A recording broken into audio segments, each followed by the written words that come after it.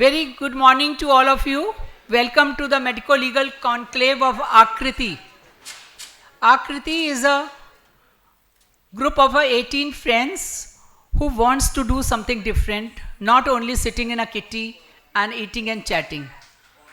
In that way, the Akriti has come in front of you with the breast saga 6 months back, and today here we are with the Medico-Legal Conclave, which is today is the burning topic for all of us. We are wearing a sari which is not white. Why? Because the white color of a doctor is become red with the blood of red and become little bit dirty with the why? Who is at fault? Whether we or the society? I think somewhere us, because we don't go to the society and tell our part. Because of that, today's the Medical Legal Conclave is bridging the gap with the society, with the lawmaker, with the policy makers. And my request to each of you, very much in time, very crisp message to everyone. And the extra talking is a main culprit. What you talk unnecessary in front of the patient, what your staff talk, and this sometime take you to the court. So learn here first thing to give the crisp message, precise message, follow the protocols, follow the SOP and document everything.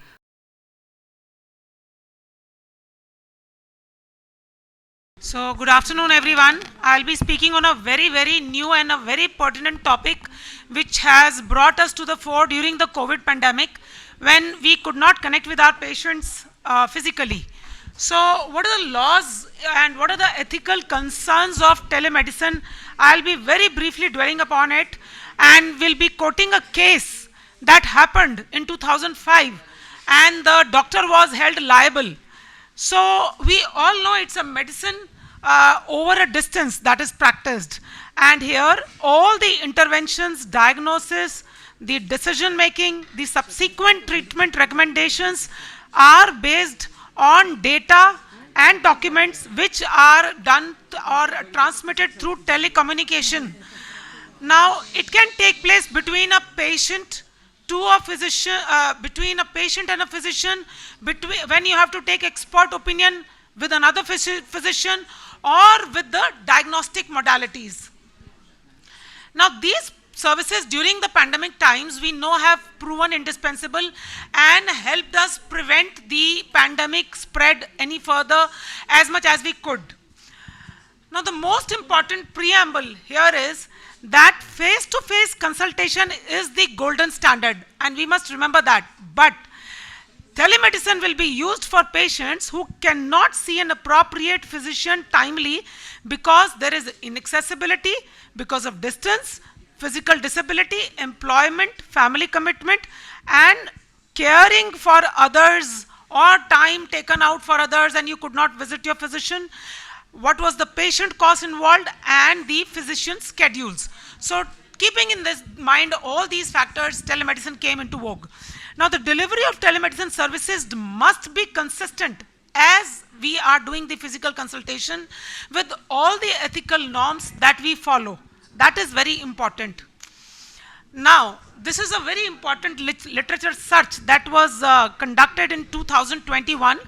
This was performed on PubMed to better identify relevant articles which were published from March 2019 to September 2021.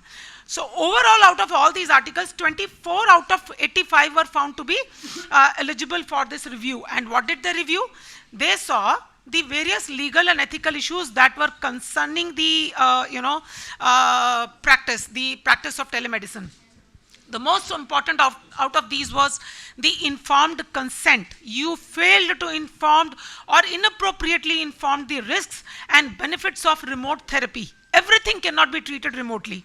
Then patient privacy, whether it is through data communication, through the digital platform or otherwise, confidentiality, data protection and security, and the other ones were malpractice and professional liability and integrity, equity of access, the quality of care, the professional-patient relationship, and principle of beneficence or being disposed to act for the benefit of others. By the equity of access, I meant that medical care should be provided where medical care is needed. And the major legal and regulatory considerations that were detected during this PubMed search were the informed consent, the licensing, the clinical privileges and credentials, internet prescribing, whether whatever you are prescribing is legally, you are bound by it, conflicts of interest, the malpractice insurance, whether it is applicable in telemedicine practice, and protected health information, how much you can inform. Now, let me summarize the whole thing in 3 words. When you are doing telemedicine, know your state. That means the place from where you are prescribing, that law of the land, and where the patient is residing, that the law of that particular area where the patient is residing. So you know your state's rules, that is the distant site, and the rules pertaining to the states in which your patient resides. The main ethical problem areas that were discovered were insufficient clinical information which was transferred to the opposite site, the broken communication between the doctor and the patient, it was not in continuum, and inaccurate and unclear reporting. Sometimes you get a tuck on WhatsApp, so many investigations, you are not even sometimes able to see them properly. We do have our limitations, seeing so many reports, and sometimes that communication is broken. It is not in continuum. Very important aspect that was discovered was the security of the personal health information. Sometimes you are antenatally booked, and there are like Mother's Pride, or I'm sorry, I'm naming the institutions, I should not. There are certain preschools which are coming to us and asking for the data. So how did they come to know about the data that was stored with us? So these are the issues that were discovered. Then how much is the responsibility of the physician during the consultation with the patient? What will happen in the event if consultant physician disagrees with the primary physician of the patient? And how to inform the patient regarding the informed consent. That is also a very important aspect. This is one case which I wanted to highlight. This is Mr. H versus Superior Court. This did not happen in India. I'll just read it. In 2005, a California resident attempted to purchase fluoxetine online for his ongoing moderate depression. Now the website operator, the one who was doing it, based outside the United States, forwarded his request and associated questionnaire to the Colorado psychiatrist, Dr. Christian H. I'm just saying it, Dr. H. Seth, Dr. H. This doctor neither conducted a face-to-face evaluation of the patient, nor he was licensed to practice medicine in California. Now, after reviewing this questionnaire information, Dr. H issued an online prescription for that patient who was distantly living. Now, a Mississippi pharmacy filled the prescription and sent it to the patient. Several weeks later, this patient committed suicide. Now, when the postmortem was done, the levels of fluoxetine of objectionable levels, they were found in the patient's blood. Now, county district attorney, he charged Dr. H with practicing medicine in California without a license. This doctor challenged the charges, claiming that the court lacked jurisdiction because his prescribing behavior took place outside of California.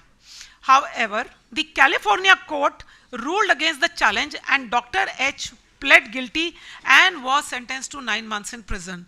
Something to be noted, that is the law of the land where you are prescribing and the law of land where the patient is residing is very important, we should know. These are the recommendations for telecommunication, right? So the telemedicine should be appropriately adapted to local regulatory frameworks, which may include licensing. Wherever World Medical Association or national medical bodies are concerned, they should encourage development of ethical norms and practice guidelines. Telemedicine should not be viewed as a golden standard. Wherever possible, you must call the patient for a physical consultation.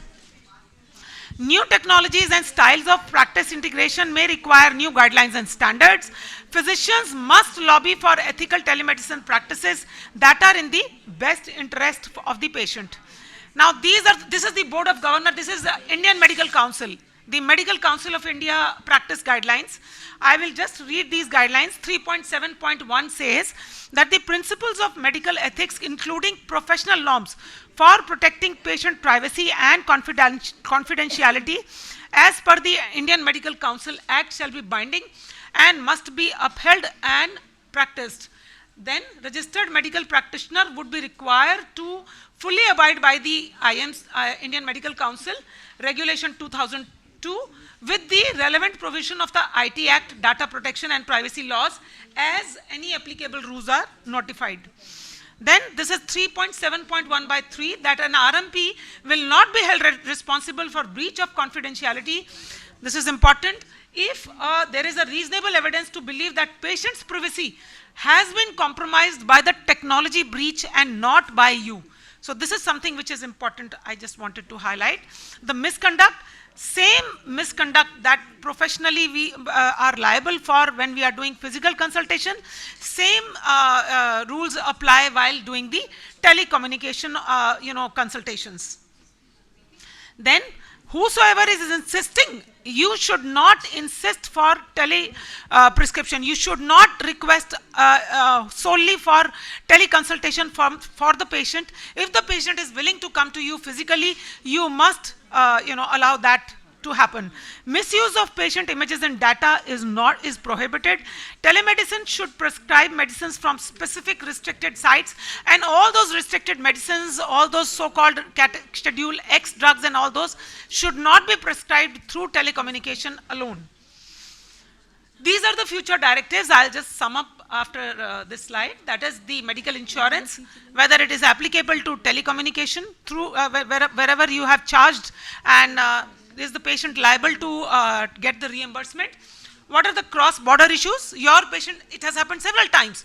We don't even prescribe in India. You have your patient in the UK. You have your patient somewhere else. Let me tell you, this is a personal experience that these patients come to, they take teleconsultation. So you should know the law of land of that particular space. The standards, the interoperability, the instrument and services. Again, we have to consider that what is the liability, maintenance and safety, what are the licensing protocols, the telemedicine laws, and then the e-health portal for regulation and grievances is also there, ladies and gentlemen, has to be understood properly in order to safely prescribe and do the telemedical communication safely. Thank you very much.